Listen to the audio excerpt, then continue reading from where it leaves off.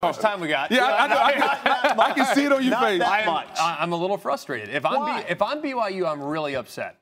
All right, first and foremost, one, I run the risk of not securing a first-round bye if Boise State ends up in front of me. So the fact that there's only a margin of 3 spots between 12 with Boise State and BYU at 9 is ridiculous. Also, I'm sitting there behind Texas. It's ridiculous? I'm sitting there behind Texas. I'm talking about from BYU's perspective. I'm sitting there behind Texas, Penn State. I'm also sitting there behind Tennessee. Texas and Penn State don't have a win against the top 25 team. I have 2. So if I'm BYU, and guess what? I haven't lost. So if I'm BYU, I'm a little frustrated with how this thing has shaken out, and I know it's early, and I know there's plenty still on the table, and they have to go to Utah this week. I get that. But I just feel like them being at 9, 4 spots behind teams that have no wins even close to what they've accomplished and no loss and a couple losses that they don't have, to me would be remarkably frustrating. When we came into this, I said about the one-loss team. Let's look at Georgia and Ohio State. Ohio State's ahead of Georgia right now. I think Georgia has the better win, going on the road, beating Texas. Ohio State's best win is against Penn State, but it's clear the committee is valuing maybe the better loss and not the better win. I think Georgia is a better football team than Ohio State, but they have Ohio State ranked better. I wanted to see that. It clearly gives you a glimpse into what this committee is looking at on the initial rankings, Galloway. I would argue that Ohio State overall has played better than Georgia. Georgia had the sloppy win at Kentucky. They were getting housed in the first half against Alabama. To their credit, they came back. And and then they certainly didn't look great against Florida either. Ohio State hasn't had that. But did we not see Ohio State struggle against Nebraska? Like we've seen Ohio State. All these teams have struggled a little bit, so I'm not going to hold a struggle against you. Did you win? There are 3 of them, though. If you're splitting hairs between 2 and 3. I get it. I understand it. And part of that is how you struggle. Yeah. When your quarterback has played a lot of football is struggling, throwing 3 interceptions in half of football, that's an issue. I understand for it. you. Yeah. So it's interesting to me, as me and Herbie believe you don't get upset in the first rankings, you two are highly heated.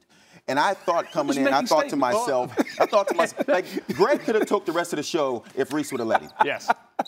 This is the beginning. So all of these teams are in a position that if you just win, you're fine. You think that? The conversations that we have about the SEC is going to be incredible. Yes. Because everybody, this is like 5 teams set up in a situation that you got a chance to win and get in this thing. How do you show up when you get there? Because the SEC is brutal right now. And if you look at the other conferences, it's going to be interesting to me moving forward with the SEC teams. How do they come out on the back end after going through these schedules that they're going through? I think it's going to be. I think you're right, though. When you say that the committee's valuing how you lost and who you lost yes. to, they didn't used to do that as much. They used to gauge more who did you beat, and it feels like now who you lost to, how you lost, might factor in more this year. Well, maybe so, but one thing that I always like to point out when we talk about the committee has done this or done, it's different people. Fair. I mean, they have like 3-year cycles. You have different people on the committee. You have a lot of first-time members of the committee this year. All of it is interesting. Not disrespect. But the one thing that we really need to point out again, we've talked about conference champions. All of these teams, it might be ranked a little low, a little high. Joey's point's an excellent one. If you win, you can play for your conference championship, and you will be in the playoff. And in BYU's case, you almost certainly, if they finish undefeated, will be a top 4 seed. So one would hope. One would hope. We'll see. Joey's trying to just win. Hey, Joey, how many years did you play in the NFL? 16. 16? Yeah. Now, Kirk Herbstreit's awesome. We love Kirk Herbstreit. But we do. But you don't have to bolster your opinion by referencing him all the time. He's texting me, Rece. Oh, is that what it is? Wow. He's texting me his opinion. Starting his tenure as the chair of the College Football Playoff Selection Committee is our friend Ward Manuel, the athletic director at Michigan. So, Ward, this is a new era of the playoffs, tripled in size in terms of the field. What impact, if any, has it had on the process that the committee goes through in ranking these teams? Rece, it's great to be with you. The process is the same. We rank the best 25 teams, 1 through 25, and that's exactly what this process is designed to do from the very beginning.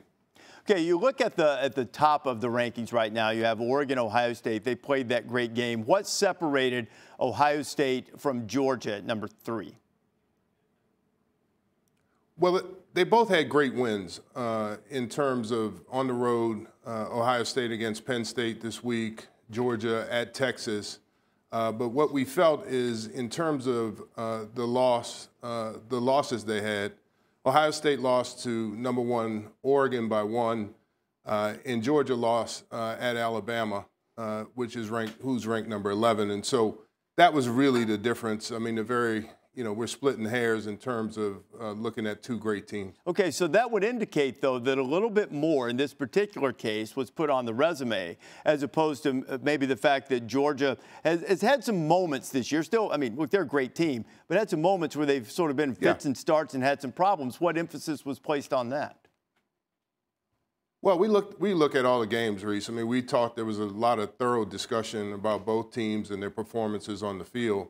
And so you're right. I mean, those things we took into consideration as a part of the discussion.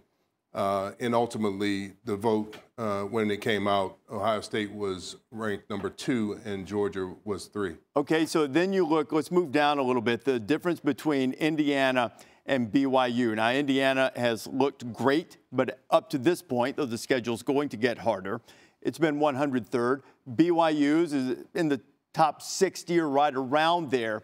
McElroy, for instance, brought up that he thought maybe BYU wasn't getting quite the respect it deserves. How was the evaluation with those two teams, particularly Indiana and BYU? Well, two great teams, like you said. I mean, Indiana, their strength of schedule is not as strong as BYU's, but what Indiana has done on the field, when we look at those games, they're winning by double digits, averaging 33 points a game, more than their opponents. They're solid on both sides, offensively and defensively. They're just a really, really great team, and so is BYU. And so as we contemplated, as we discussed, as we looked at everything, Indiana was ranked number 8 by the committee, and BYU is right behind them at 9. Okay, Ward, I know that you guys never project, and I'm not asking you to do that now. I'm asking you from a philosophical standpoint. Let's say that you have a team that's somewhere around that 10, 11, 12 range, and they make it into their conference championship game, one of the Power Fours, and they lose. How will the committee evaluate a team that has to play an extra game but takes another loss that's right on the cusp? How will that be evaluated? Have you guys talked about that at all? We haven't talked about it this year yet. We have in the past, in the past couple of years, we've looked at it. And there's been different reasons and different ways that we've looked at it, Rece, as it relates to the outcome in terms of the ranking. We try not to punish, but we also are watching the games. And I think that's important for us as we deliberate to really talk about what we see as we go into it, not just they lost, but how did the game proceed, and how was the outcome of the game, and how was the performance? So football judgment employed in this case, so how you play in that game, even if you come up short, will weigh heavily. Is that fair to say? That is fair to say, yes. All right. Ward Manuel, thanks a lot for being with us. Wish you luck with the rest of the season with the rankings and also with your Wolverines, too. Ward, thanks a lot. Thanks, Rece. This for us. So, Heather, let's start with this idea of the one-bid leagues, and BYU sitting here with a 4 seed, but only a number 9 ranking despite being unbeaten. Rece, the 2-loss SEC teams should have the ACC and Big 12's second-best teams very concerned. And as you point out, the Big 12's in a little more precarious position because in the ACC, you have SMU hanging out there at 13. But guess what? That Alabama-LSU game, the loser, they're going to drop down. But the winner, what if LSU wins? They're 15. They're right there. Yeah. They're 15 behind Texas A&M. Where do they go? They go up here ahead of SMU, right? So when you're looking at Alabama 2-loss, A&M 2-loss, they're ahead of Iowa State, K-State, Colorado. That's an issue for those teams. I think it could also be an issue for SMU because I think the winner of that Alabama-LSU game is going to stay on top of them for now. Because you start thinking about it now, and we're entering a portion of the season where there will be elimination games, but there will also be the old school rooting against the others to hope there's some more carnage of everybody beating each other in the SEC and maybe knocking them out that way. But I would also add that from 2014 to 2023, there has always been at least one 3-loss team in the committee's top 10. Thank you, Stats and Information Group.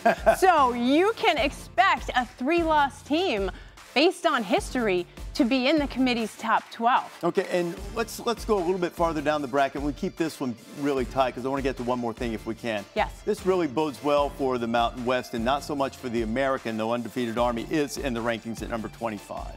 Yes, Boise State being in the top 12 is important. And I think you guys mentioned this, but college football fans need to know that if the 5th highest ranked conference champion is out, they would be bumping out a 12th team. But there's the flip side to it. They could be one of the 4 highest ranked conference champions and earn a first round bye. Yep. Yes, exactly. And you know what? When you look at these, we also have to talk about seeding, Rece, because you have 9 versus 8. They're playing the #1 team in the country. Where don't you want to be? Right there. Where do you want to be?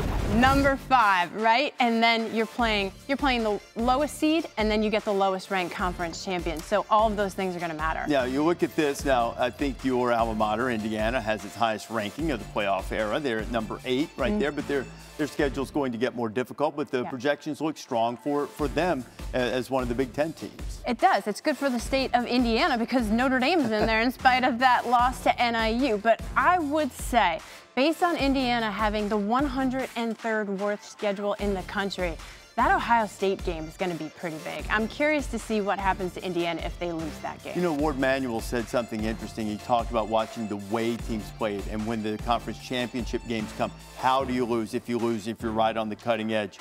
Indiana, I mean, it's a lot to ask to expect them to go in there and win that game. But in order to keep their resume strong and their positioning strong, just go in and play well. And, of course, Signetti's probably furious right now because he does expect to win the game. Well, how you lose matters. Why is Ohio State number 2 with that 1-point loss at Autzen? That's all that separates those two. But Buckeyes still in a pretty good spot. Heather, we'll do this some more throughout the next few weeks before we get to Selection Day in December.